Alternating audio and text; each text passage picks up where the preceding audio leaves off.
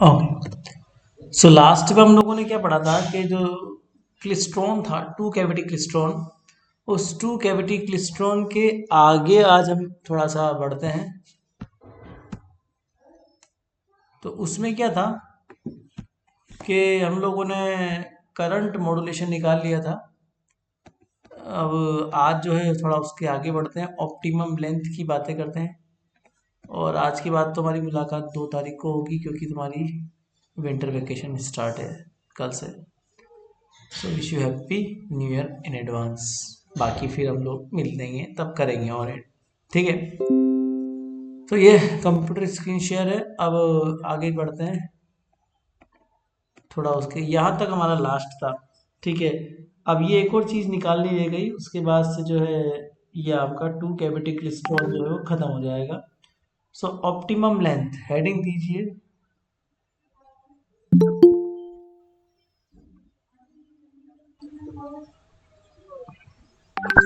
ठीक है।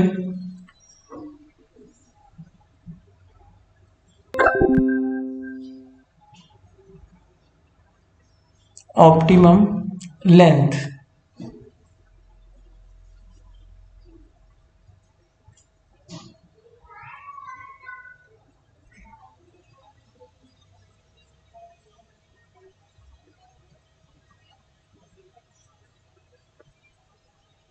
देखिए, ऑप्टिमम लेंथ निकालना है तो इसमें क्या करना है आपको, it is the distance when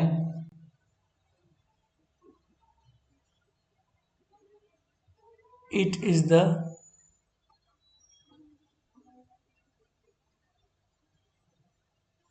distance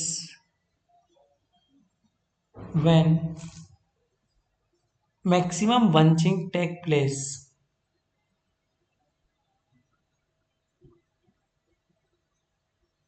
Maximum bunching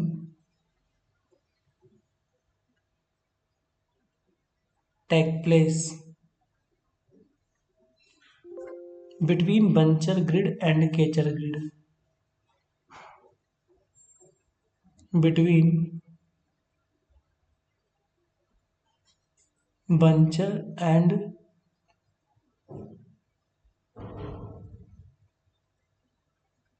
catcher grid, दोनों के बीच में, that is maximum current modulation take place.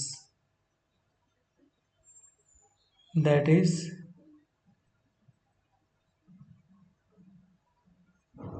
maximum current modulation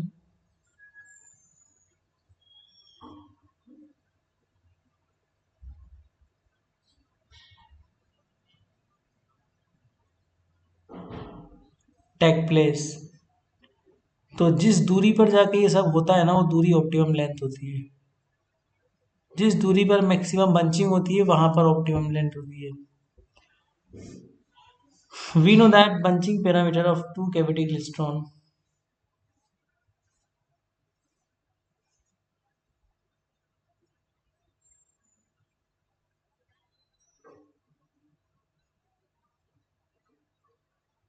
we know that bunching parameter, आप ये बात जानते हो। वी नो दैट, ये हम लोगों ने पहले भी पढ़ा हुआ है।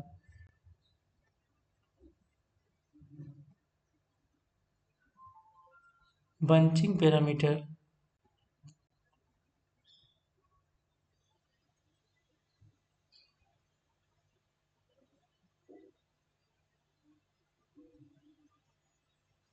बंचिंग पैरामीटर को आप लोगों ने एक्स लिखा था। लास्ट में आपको दिखा दे रहा, आप लोगों ने कहाँ लिखा था ये चीज। बंचिंग पैरामीटर एक्स के बारे में आप लोगों ने कुछ लिखा होगा, मतलब उसको हमने कुछ माना था ना, ऊपर जाए कहीं ना कहीं माना होगा बंचिंग पैरामीटर। हम्म,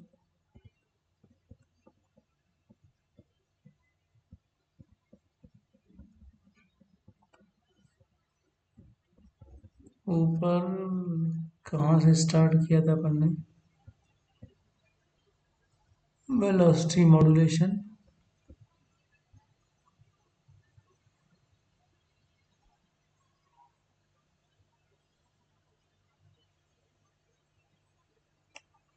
नीचे माना था, ऊपर नहीं माना आप लोगों ने।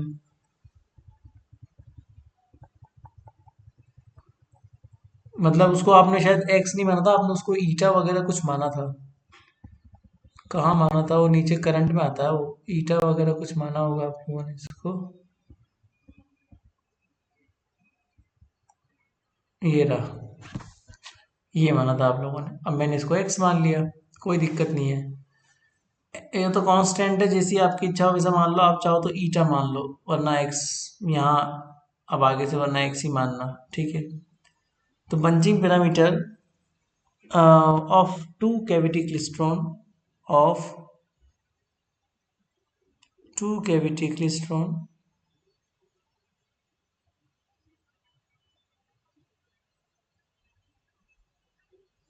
तो ये कितना है मेरे पास, एक्स या फिर eta is equal to T naught omega B I V one upon twice of E naught. अब यहां से आप देख सकते हो, सो दैट इज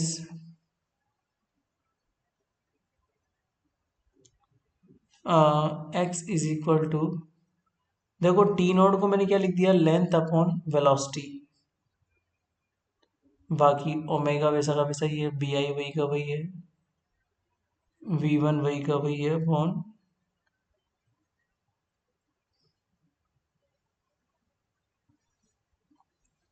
तो ये कितना हो जाएगा मेरे पास, यहाँ से एल निकाल लो, इसको सोल्व करेंगे तो एल निकल जाएगा, तो L is equal to 2 and X velocity potential upon B I V one omega. So this is the equation. अब इसको आप लोग जो है सोल्व कर लेना। अगर तुमने इसको ईटा लिखा है तो आप ईटा लिख दो, मुझे कोई इशू नहीं है, आप एक्स की जगह ईटा लिख सकते हो, ताकि तुम लोग कंफ्यूज नहीं हो जाओ। तो आप चाहो तो ईटा लिख देना इसको, यहाँ भी फिर आप ईटा ही लिखना, इसकी जगह भी ईटा लिख देना, और इसकी जगह भी आप चाहो तो ईटा लिख देना, ठीक है। So if the maximum bunching take place, so if maximum bunching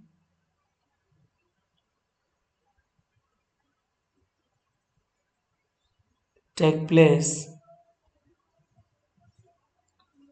between bunching grids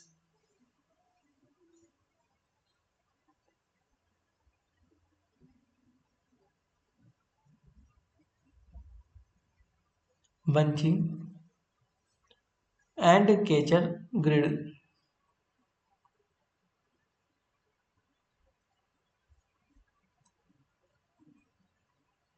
and catcher grid, then bunching parameter of two cavity klystron, then सीधे लिख देना मैं, then bunching parameter of two cavity klystron that is the eta या फिर x जो भी आपका है, वो उसकी वैल्यू थी 1.814, मैक्सिमम बंचिंग के लिए फिक्स होती है ये वैल्यू। तो यहाँ से जब हम लिख लेंगे तो ऑप्टिमम लेंथ जो है हमारे पास क्या जाएगा, सो optimum length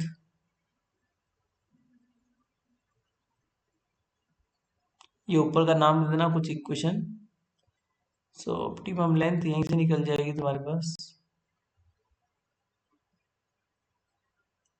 L is equal to 1.8412 V naught B I V. यहाँ पे हम जानते हैं कि एल नोट बराबर क्या होता है, सिंस वी नो दैट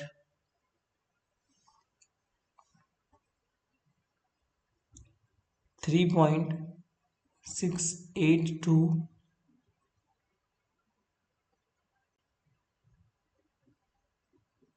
ये वही है, 2 से मल्टीप्लाई कर दिया मैंने और कुछ नहीं किया, क्योंकि मैक्सिमम ऑप्टिमम लेंथ है ना, इसलिए एल नोट लगा दिया, तो 2 से मल्टीप्लाई कर दो, so V naught upon BDI V1 आएगा, इसीलिए V naught and TD minus TB is equal to pi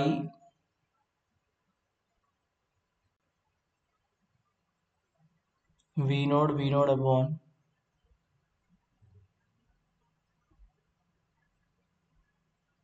इसको भी नाम देना कोई समीकरण नंबर, इक्वेशन नंबर, या फिर आप चाहो तो इसको डेल्टा एल लिख दो, क्योंकि ये टाइम का डिफरेंस है ना, इसलिए डेल्टा एल लिख सकते हो आप चाहो तो इसको आप सीधा यहीं लिख दो डेल्टा एल, ज़्यादा आपको ज़रूरत नहीं पड़ेगी बाहर जाने की। This is the delta L.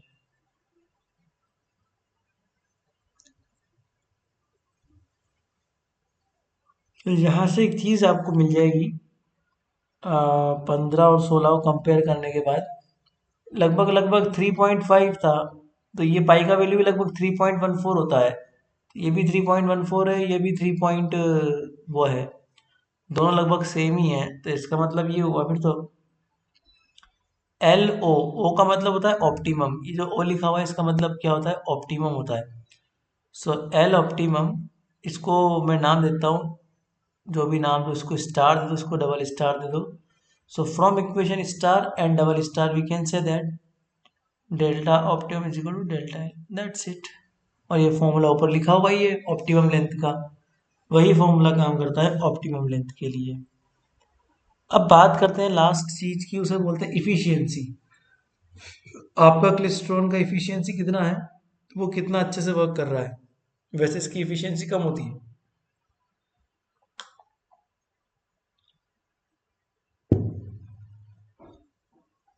ठीक है, तो heading to efficiency, this is the last topic of two cavity klystron. फिर इसके बाद हम लोग पढ़ेंगे नए साल में रिफ्लेक्स क्लिस्ट्रॉन, ठीक है ना। सो ईटा दैट इज द इफिशियंसी, कितना आपको आउटपुट मिला, that is the power output, किसके कंपेयर में, इनपुट के कंपेयर में, तो ये इनपुट के कंपेयर में आपको कितना पावर मिला, तो पावर इज इक्वल टू कितना होता है, नॉर्मली इसका जो फॉर्मूला होता है वो होता है बीटा 2, और ये करंट है, सो I2 स्क्वायर और R, देन शंट रेजिस्टेंस है अपॉन I2 R, फॉर्मूला होता है पावर का, और इन पावर जो होती है वो होती है 2I0 V0।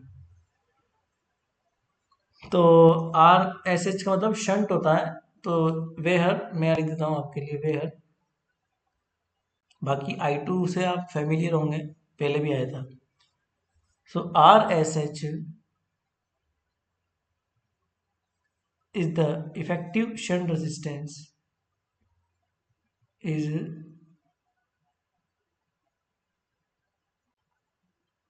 effective shunt resistance। तो ये बात बोल सकते हैं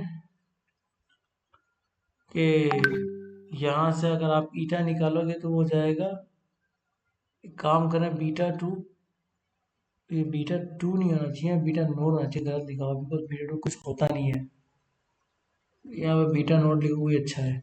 तो बीटा 0 और I2 को तो एक बार अलग निकाल लो, उसमें स्क्वायर है ना, तो बीटा 0 I2 को तो एक अलग निकाल लो। अब एक और बचा बीटा 0 और I2, इसको RSH शंट रेसिस्टेंस के साथ ले लो upon twice of I0 V0, twice of I0 V0 ना। अब आगे जो करना है वो ये है, इसको इक्वेशन नंबर 1 नाम दे दो, इसमें V2 इज इक्वल टू कितना हो जाएगा, that is we can say that V2 is equal to beta 0 I2 R S H V बराबर आई आर।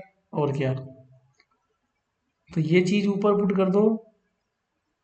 तो इक्वेशन नंबर 1 जो है वो आपकी ऐसी हो जाएगी। इसको दो नाम दे दो, दो से वैल्यू वन में पुट कर दो। तो ईटा इज इक्वल टू हो जाएगा beta naught I two V two upon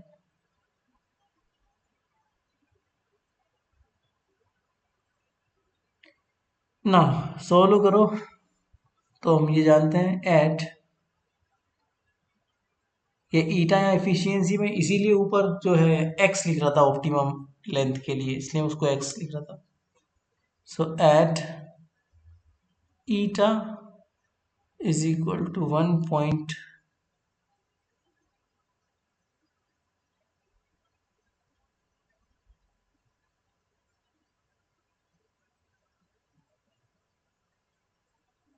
1.841। ठीक है। I two has maximum amplitude. इस स्थिति में क्या हो जाएगा, आई टू हैज, एक minute just hold down.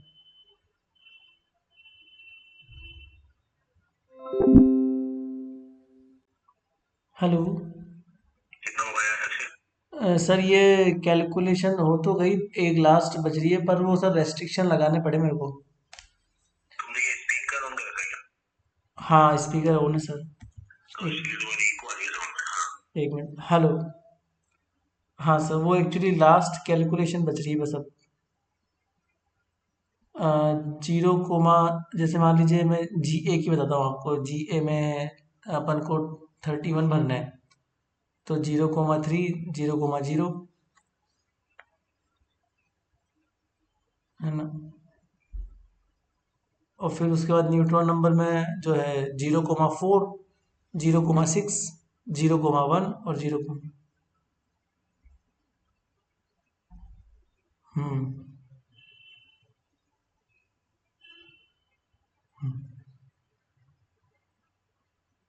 Restriction no. हम्म।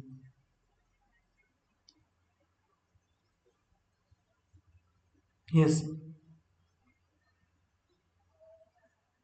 ए सर इसकी नहीं कर रही है एक्चुअली में, ये जो मैंने जैसे सी यू का बताऊँ आपको, सी यू में 6+ है। हाँ। हम्म।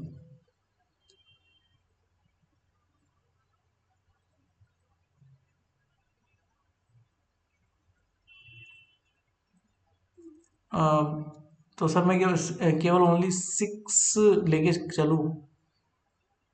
हम्म। समझ गया। 6+ ही लेके आना है। हाँ क्योंकि 3+ आया अपना तो। ये ट्राई करता हूँ। हाँ बाकी तो, बाकी सर जीए में भी हुआ दिक्कत, जीए का भी अपना मैच नहीं किया।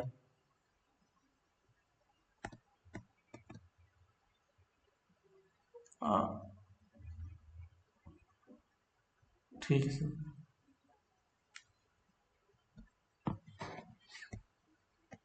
हाँ चलो कम बैक करते हैं वापस से।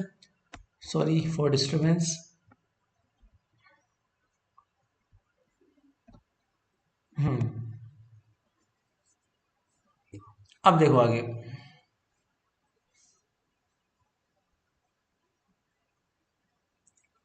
तो मैं क्या कह रहा था कि अगर हम इसकी बात करते हैं 841 की, so I two has maximum amplitude,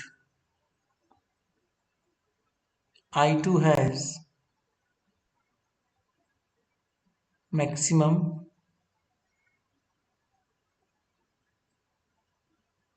amplitude, that is I2 is nothing but I2 is just equal to 2 I node at the Bessel function. ये इसका सॉल्यूशन होगा 2 आई नॉड फर्स्ट बेसल फंक्शन। ये डायरेक्ट लिख दिया मैंने सॉल्यूशन इसका, क्योंकि इतनी सॉल्यूशन करने में दिक्कत आएगी बेसल फंक्शन को। So we can say that इसको x लिखो, is not eta, is the x। x मतलब वो जो ऊपर लिखा था ना पैरामीटर मैंने, वो x वही है। सो यहाँ पे ये x है, तो ये मेरे पास कितना हो जाएगा, सो j1x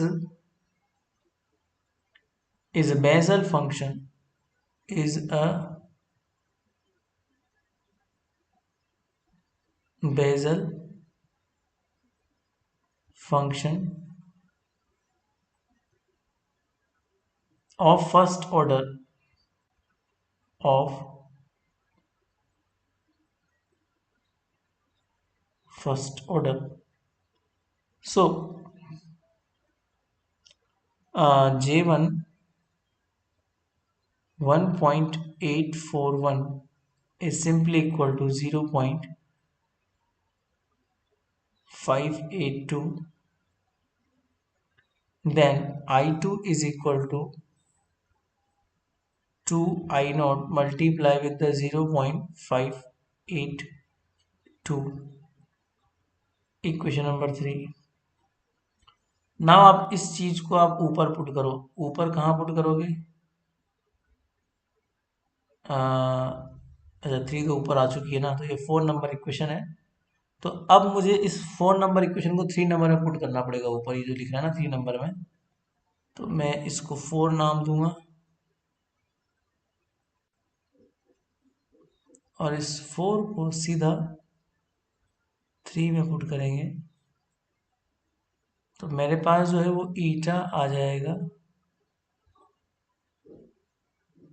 बी नोड या फिर beta naught twice of I node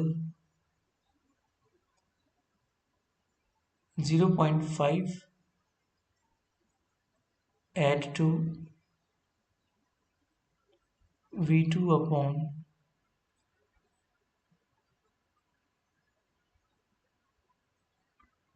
2 I naught V naught for perfect coupling. For perfect coupling,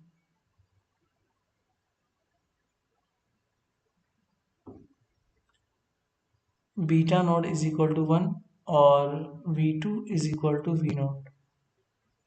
ये कंडीशन लगा दोगे तो ईटा मतलब कुछ भी कर लो, हद से हद इस वाले क्लिस्ट्रॉन की इफिशियंसी इससे ज़्यादा नहीं आई। मैंने हर तरह की बेस्ट कंडीशन ले ली और बहुत बेस्ट कंडीशन लेने के बावजूद भी मेरी जो इफिशियंसी है वो 58.2% आ रही है।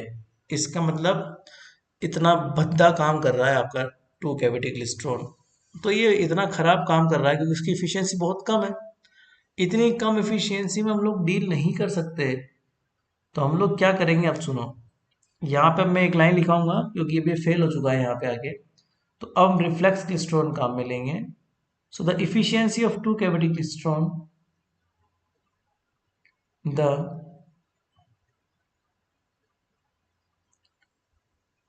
efficiency of two cavity klystron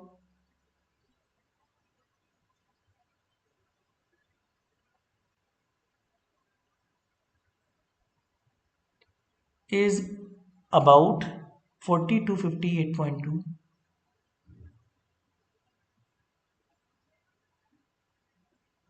is about 40 to 58.2,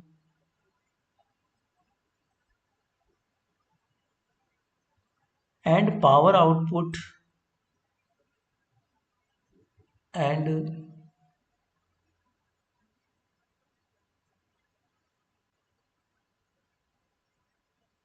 output is up to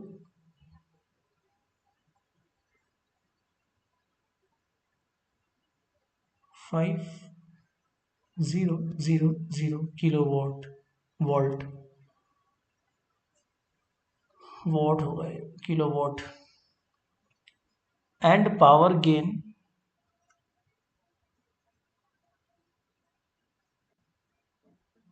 ये इसके अधिकतम से अधिकतम पैरामीटर है। Power gain is 30 dB,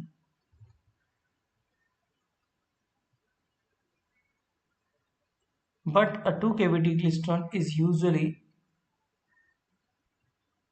but a 2 cavity klystron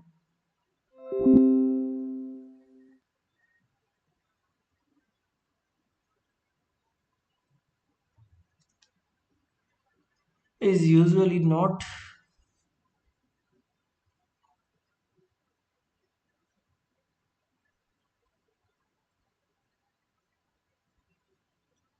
is usually not contracted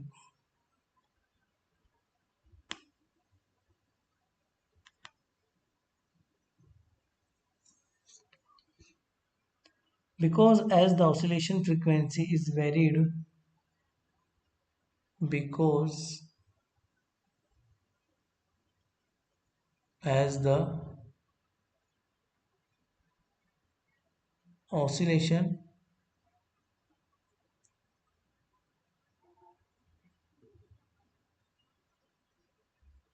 frequency is varied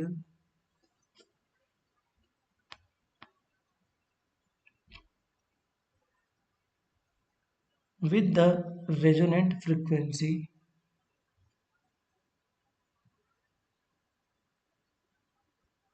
with the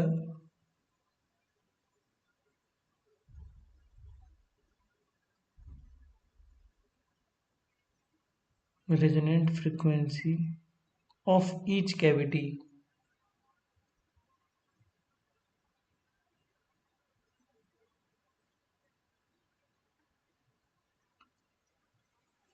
and feedback path phase shift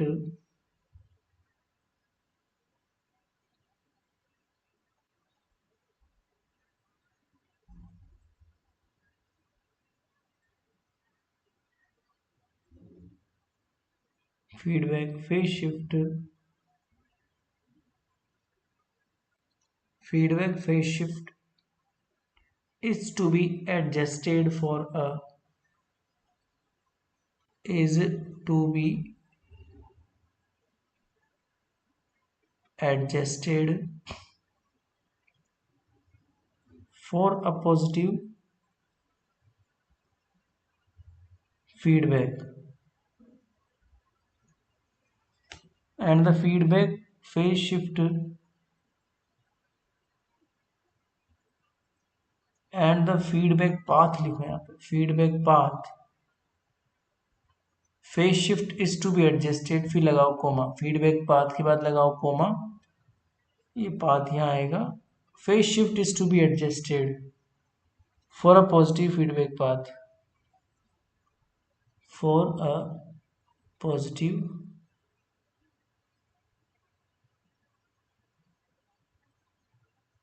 feedback path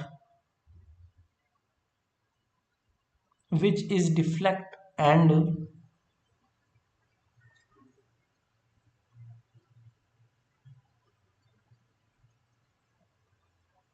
which is deflect which is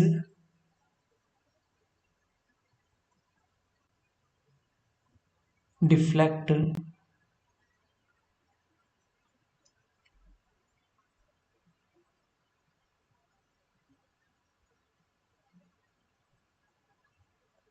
due to this disadvantage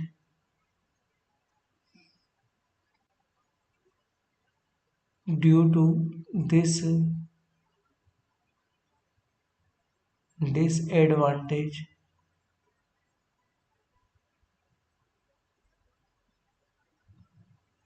due to this disadvantage we use reflex klystron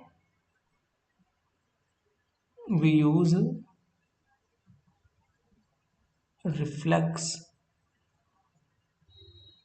klystron अब वापस समझो इस चीज को फिर तुम्हें slide show करते हैं सारी एक साथ यहाँ पे क्या लिखा हुआ है यहाँ पे इसका इफिशियंसी कितनी होती है, मैक्सिमम 58.2% होती है, पावर आउटपुट इतना होता है और पावर गेन 30 dpi होती है. But two cavity glycerol is usually not contracted because as the oscillation frequency is varied with the resonant frequency of each cavity. तो होता क्या है इसमें, जैसे ये ना क्या बोलते हैं, रेजोनेंट फ्रिक्वेंसी के साथ साथ उसकी ऑसिलेशन फ्रिक्वेंसी में वेरिएशन आता है ना, तो उससे होता ये है कि जो फीडबैक पाथ है, phase shift is to be adjusted for feedback path with with which is deflect. ठीक है, मतलब फेज शिफ्ट जो है डिफ्लेक्ट होती है, क्योंकि हम लोग क्या करते हैं, फीडबैक पाथ जो होता है ना, जिसको आउटपुट से इनपुट में कनेक्ट करते हैं, तो उस वजह से जो होता है डिफ्लेक्ट होता है. ठीक है, कि क्या डिफ्लेक्ट होता है, फेज शिफ्ट. मतलब phase shift is to be adjusted for positive feedback path which is deflect. मतलब फेज शिफ्ट इज डिफ्लेक्टेड, मतलब अगर आपने 0 दिया है तो वो 180 में हो जाएगा कन्वर्ट. That is disadvantage. आप जब फीडबैक दोगे ना उसको, तो फीडबैक देने पे फेज शिफ्ट चेंज होता है, तो ये डिसएडवांटेज है उसका, टू कैविटी क्लेस्ट्रॉन का. ठीक है, क्योंकि एम्प्लीफिकेशन के लिए फीडबैक देना बहुत ज़रूरी है, आउटपुट सर्किट को इनपुट में जोड़ना बहुत ज़रूरी है, और ऐसा करने से फिर फेज शिफ्ट रिफ्लेक्ट होता है. अब ये देना किसको, आउटपुट देखना इधर, ये बंचर कैविटी है, ये केचर कैविटी है, यहाँ से आपने डाला आरएफ सिग्नल, उसने एम्पलीफाई किया सिग्नल को, फिर आपने यहाँ से उस आरएफ सिग्नल को बाहर निकाल लिया, फिर इसको फीडबैक लगाओ, फिर इसको आरएफ सिग्नल को वापस प्रोवाइड करवाओ, तो फिर ये फीडबैक कहलाता है. आपने जो आउटपुट में आरएफ सिग्नल लगाया उसको वापस से इनपुट में दिया, दैट्स कॉल्ड फीडबैक. तो ये जो है ना, ये इसमें क्या फेज शिफ्ट आ जाता है आरएफ सिग्नल में. पहले आरएफ सिग्नल मान लो ऐसे जा रहा था, अब आप लोगों ने आउटपुट में मान लो उसको ऐसे निकाल दिया, तो ये फीडबैक देने से उसके फेज में चेंज आ जाता है, तो उससे जो है इतना अच्छा वर्क नहीं करता आपका क्लेस्ट्रॉल. ये था पूरा रिफ्लेक्स क्लेस्ट्रॉल. ठीक है, अब रिफ्लेक्स तो हम अगले साल पढ़ेंगे. अब अगर आपको कोई डाउट हो तो मुझे आप बता सकते हो, कुछ स्लाइड वगैरह शो करनी हो या फिर कुछ पूछना हो तो पूछ लो, तुम्हारे लिए अभी चांस है. फिर बाकी मैं happy new year to all, सबको नया साल बहुत मुबारक हो, खुशी खुशी से नई उम्मीदों के साथ हेल्थी जीवन जियो. कोरोना ऑब्वियसली बात है भागेगा अब तो. ठीक है.